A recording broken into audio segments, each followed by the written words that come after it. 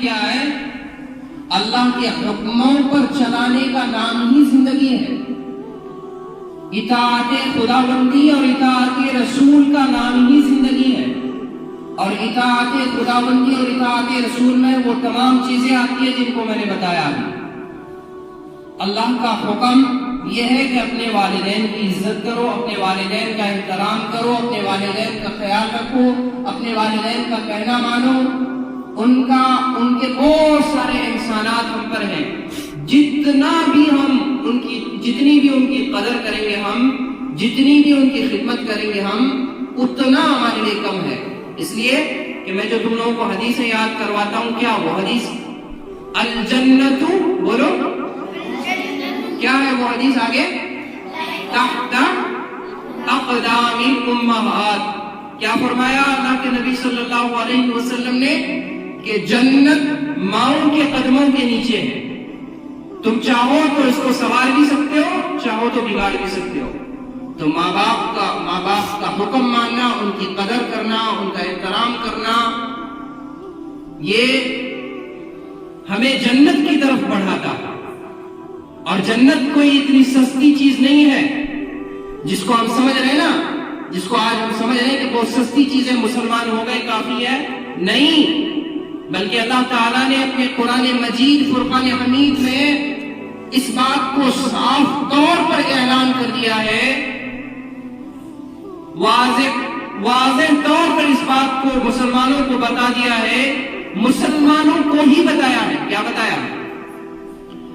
اللہ تعالیٰ فرماتے ہیں ان اللہ اشتری من المؤمنین انفسهم واموالهم بان لهم الجنہ، کہ اے ایمان والو، اے مومنین، ان اللہ اشتری من المؤمنین، مومنین کو اللہ تبارک و تعالیٰ نے کہا کہ ہم نے خرید لیا ہے، ان کے مال کو، باموالهم وانفسهم، ان کی جان کو، ان کے مال کو، ان کی ہر چیز کو ہم نے خرید لیا ہے۔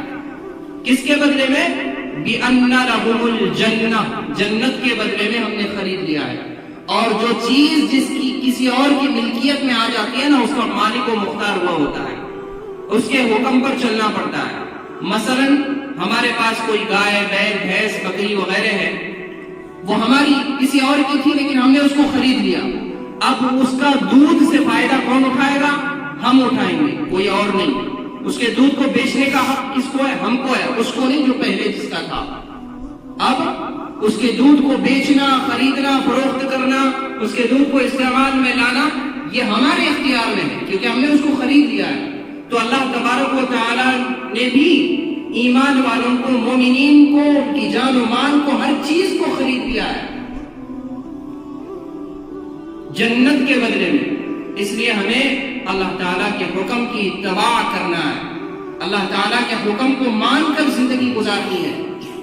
اللہ کے گھر کا ادب، احترام، کوڑا کرکٹ صاف کرنا۔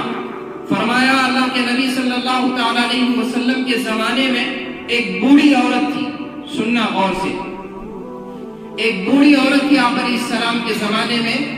وہ عورت مسجد سے کوڑا کرکٹ اٹھایا کرتی تھی، کوڑا کرکٹ اٹھایا کرتی تھی مسجد سے۔ پہلے کے زمانے میں تو ایسی عالیشان ایئر کنڈیشن مساجد بھی نہیں ہوا کرتی تھی،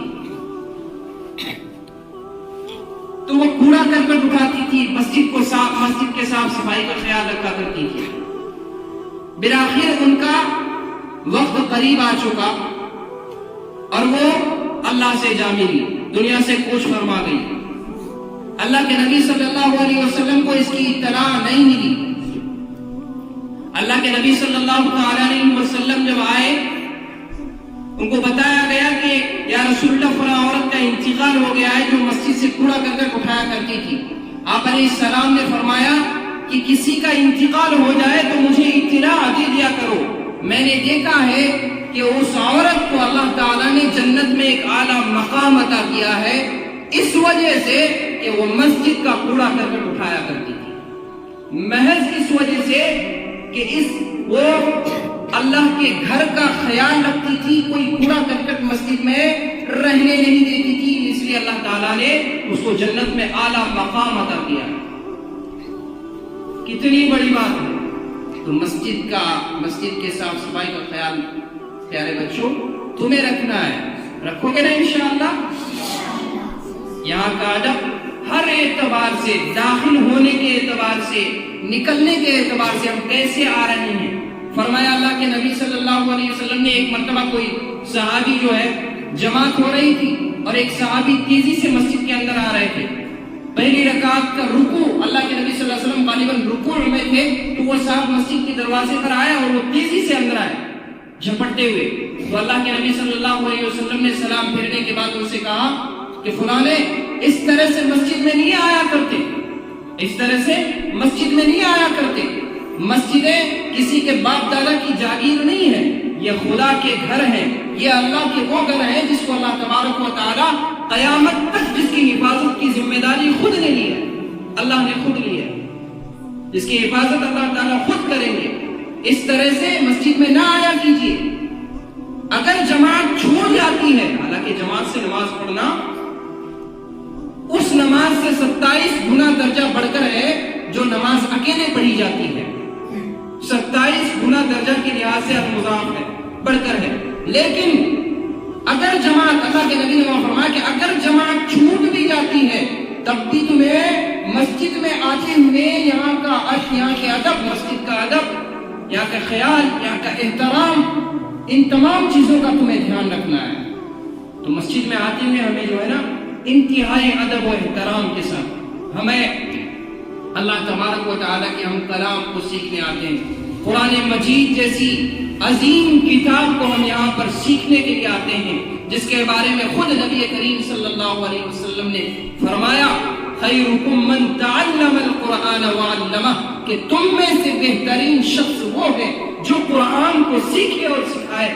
تو ہم اللہ کے نبی کے اس قول کو ذرا دیکھیں کہ دنیا کے محسن، دنیا کے مشرق و مربی، انبیاء کے سردار، نبیوں کے امام، سب سے بڑی شخصیت، سب سے عظیم شخصیت، ہر اعتبار سے، کردار میں، اخلاق میں، اطوار میں، خوبصورتی میں، حسن و جمال میں، ہر اعتبار سے جو سب سے بڑھ کر ہے، کل ملا کر ذات خدا کے بعد جس کا نمبر ہے وہ ہے ہمارے پیارے آقا جناب نبی کریم صلی اللہ علیہ وسلم۔